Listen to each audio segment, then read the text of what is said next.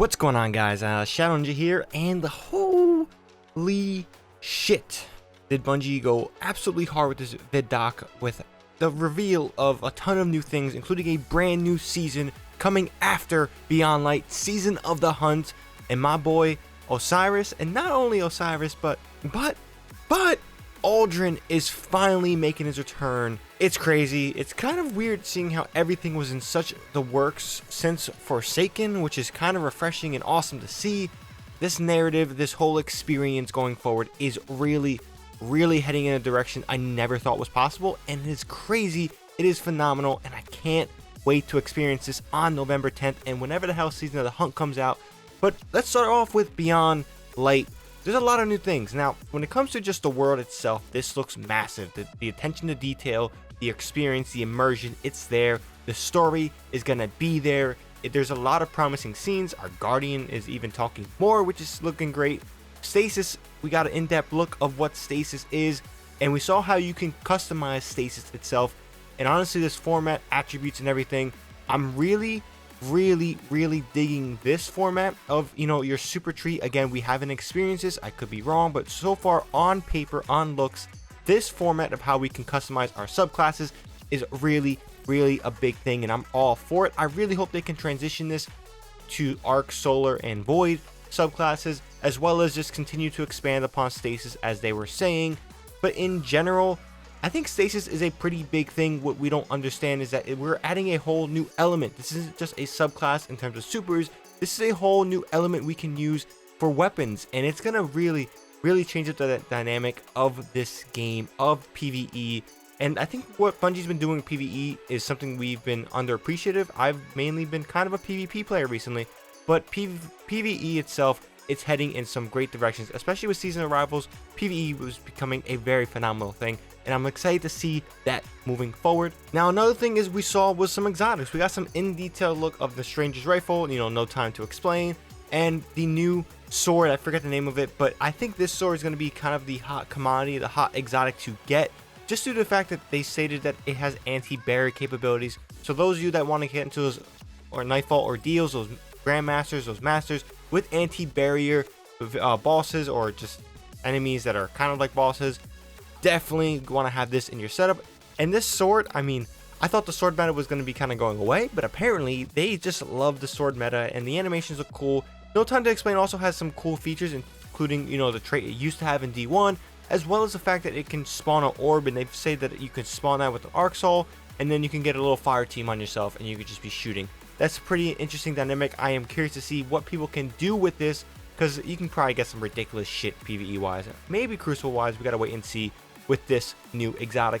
Now, when it comes to some of the stuff they showed off, Warlock's getting an exotic that's gonna focus on the Thrall, which seems pretty cool. Now, they use this as an example. Now, I don't know the trait specifically, but they highlighted that when there's a group of Thrall, you basically hit the first one and it chains and destroys the rest.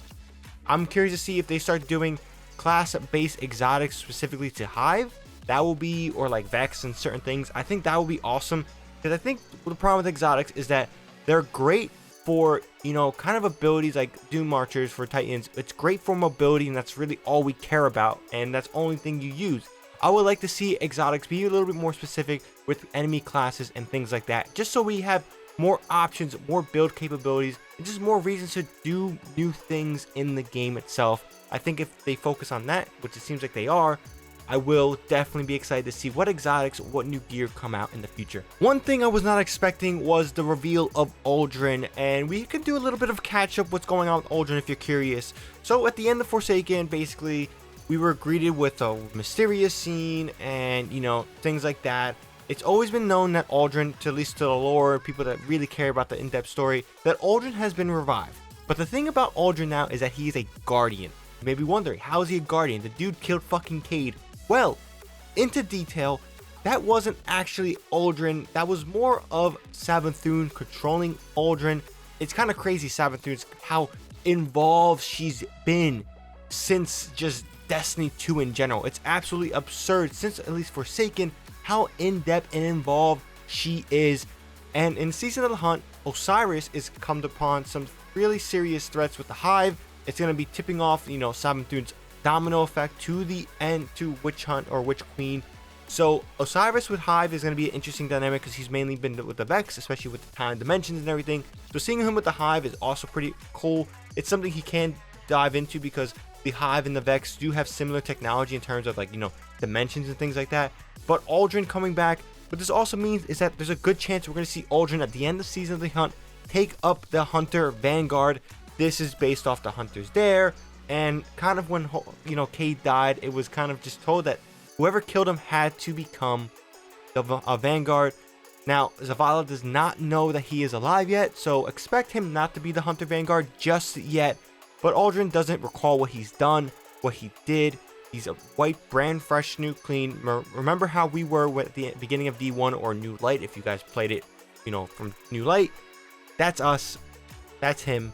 So that's very, really interesting. And I'm just curious to see, they've kind of mentioned that this whole vid doc really mentioned everything going to Witch Queen in terms of, like, you know, this is going to be the start of a build up to Witch Queen. Forsaken or Beyond Light's going to have its, you know, its impact, but it's going to take us down this path of, you know, Witch Queen.